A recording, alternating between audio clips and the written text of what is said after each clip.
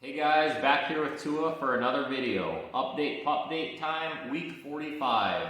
If you're new to this channel, I do these types of videos every Sunday on my Bullmastiff Tua as he turns another week older. So he's 45 weeks old exactly today.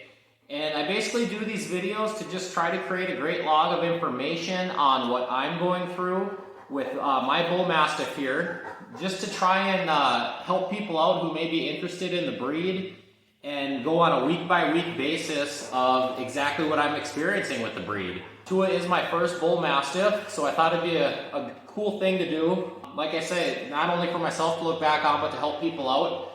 And I basically touch on everything from his drooling, what I'm doing to socialize him, what I'm feeding him, his energy levels that I'm experiencing, his drooling, his barking, just anything that I notice, trainability, all kinds of stuff. So if you're interested in the breed, this will be a great log of information for you to look back on.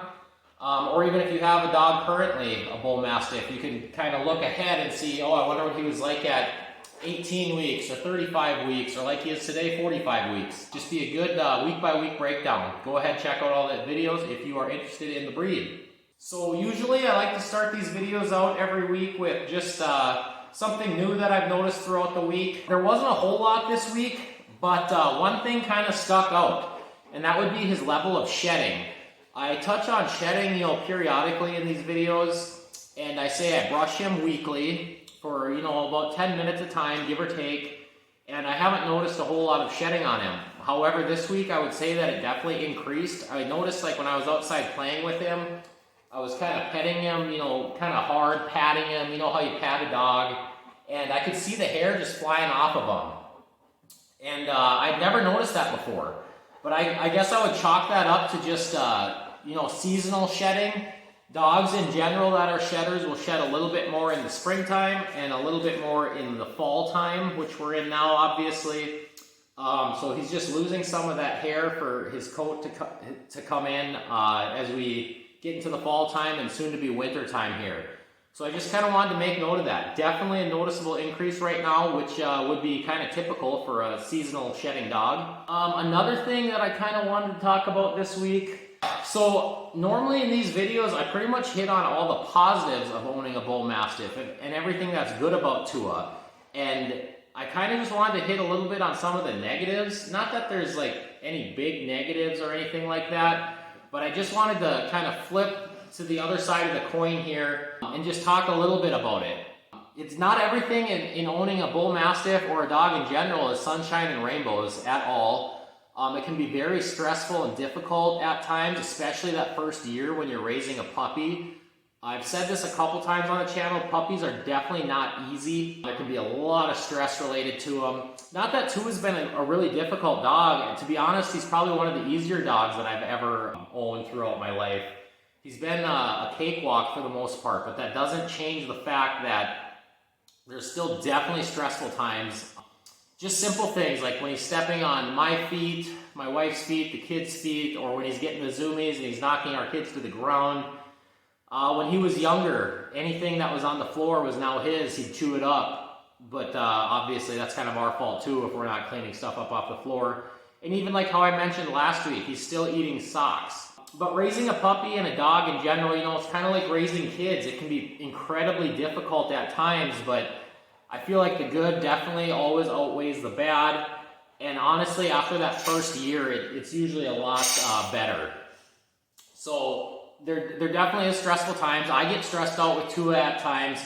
Like I said, it's not always all sunshine and rainbows, but it is a great experience to be a dog owner. And I am absolutely loving the Bull Mastiff breed to this point.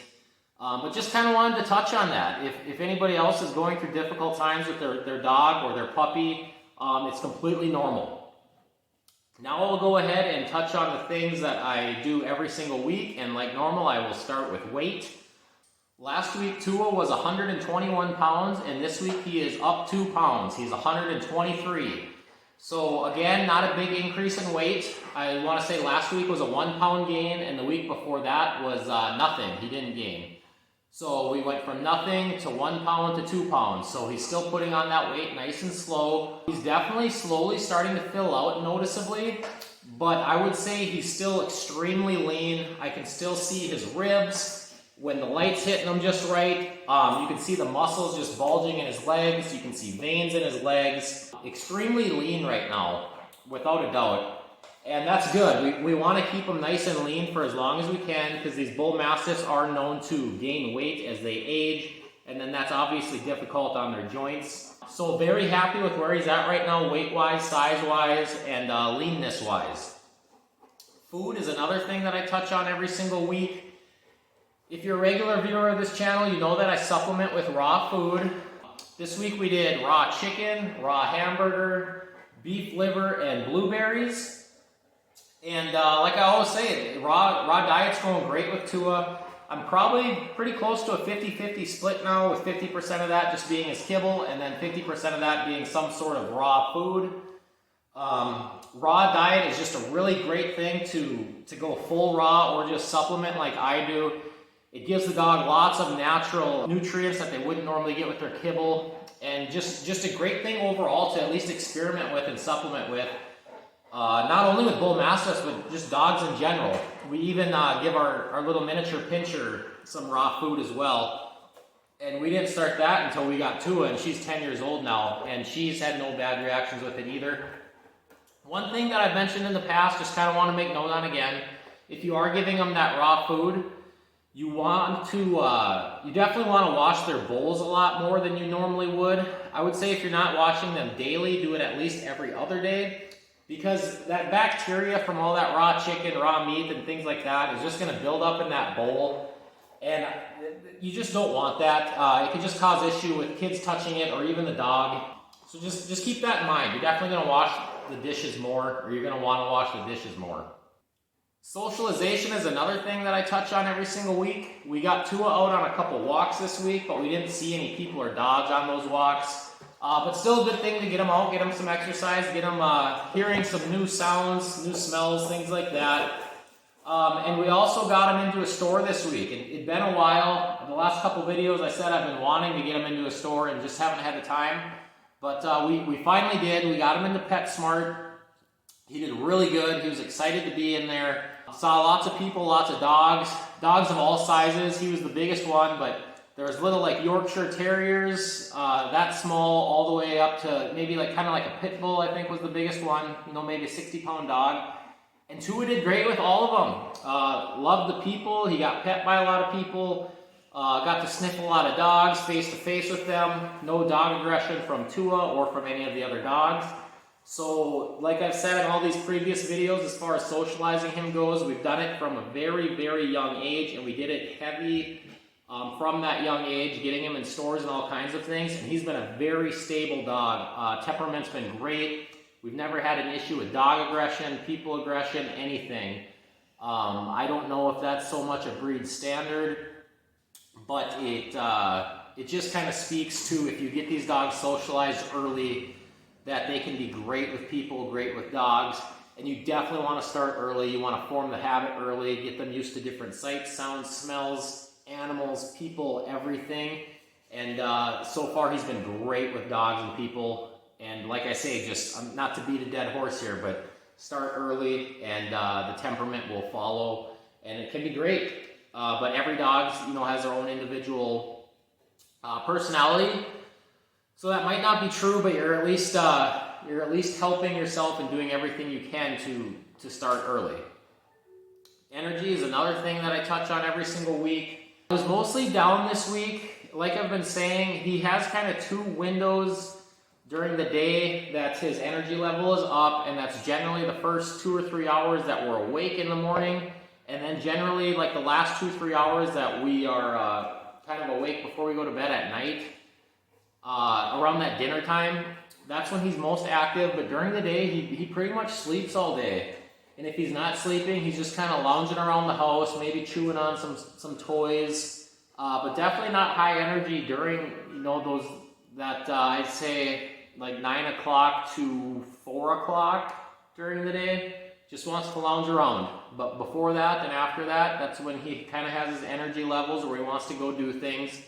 So definitely a lower energy dog overall, but like I always say, he never like turns down an opportunity to go run around in the backyard or go for a walk or anything like that. But definitely on the lower end of the energy levels for now. But it wasn't always like that. When he was younger, you know, he definitely had more energy more often. But he's slowly starting to come into that breed standard of being a little bit on the lazier side. Drooling is another thing that I touch on every single week because I know that's a big topic when people are interested in getting a bull mastiff. And Tua definitely drools. He definitely drools a lot. However, 90% of that I would say is related to only water. And after he's done drinking water, and it'll just come pouring out of his jowls, like I say every single week, but I'm going to keep touching on it for new people that find these videos, even though it's repetitive. But because like I said, I know drooling is such a big topic for people when getting a bull mastiff. But yes, around that water, it does create quite the mess.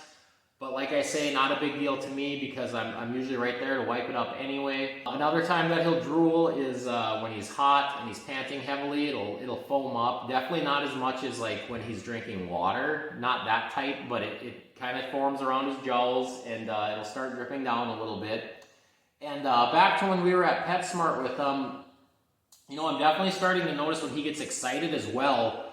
That drool will start to form. Definitely not as bad as when he's drinking water, but kind of similar to when he's panting, when it's hot out. It gets kind of foamy around the corners of his mouth and it starts to drip down. So when he's excited and stressed would be another time, but mainly around that water is when 90% of his drooling is occurring, and that's when it's the worst. Barking is the last thing that I touch on every single week. Similar to last week, I'd say it's slowly and steadily increasing, but he's definitely not a big barker. The only time he's barking really is when he's around our yard or around our house. I want to say I've mentioned that there's maybe been one time where I've heard him bark where he wasn't in our house, in our yard, or around our house or yard. He won't bark at other dogs that are barking at him when we're out on walks or anything like that. It pretty much is only related to around our house and yard, which would be kind of the guarding instinct in him, guarding his property, his territory, is kind of what I'm assuming and thinking. I have mentioned in the past, like if we'll order pizza or something and the pizza guy will come to the door, he'll just sit there and wag his tail and act excited and not bark. But this week we had a Boy Scout come to our door to sell us some popcorn. And Tua actually did bark at him through the window, kind of in a guarding way. And that was the first time he's ever barked at anybody through our door that's come to our house or anything. But I will say that something different with that is our miniature pincher, who is a big barker, was out at the same time. And she started barking at this kid too through the window. And when she's barking, she will get Tua amped up. And Tua definitely tends to bark more when she's around and also barking. Like if there's a dog outside that our miniature pincher Roxy can see through the window and she'll start barking at that dog, then Tua will kind of start barking at that dog. However, on the flip side, if Tua's just in the living room by himself, like it just happened this morning, and a dog walked by and our miniature pincher didn't see that dog, so she wasn't barking, Tua just simply watched that dog walk right by and didn't do anything. So she will kind of get him amped up, where I would say he's definitely barking more when she is around and kind of encouraging that barking. But on his own, unless there's some sort of guarding situation, definitely not much of a barker, which is typical to the breed standard. They're not known as being big barking dogs overall and in general. Other than that, guys, that's all I have for the week. As usual, if there's anything that you'd like me to update you on week to week, other than the things that I do already, go ahead and let me know. I'll do my best to do that. Otherwise, thanks for watching, guys, and take care.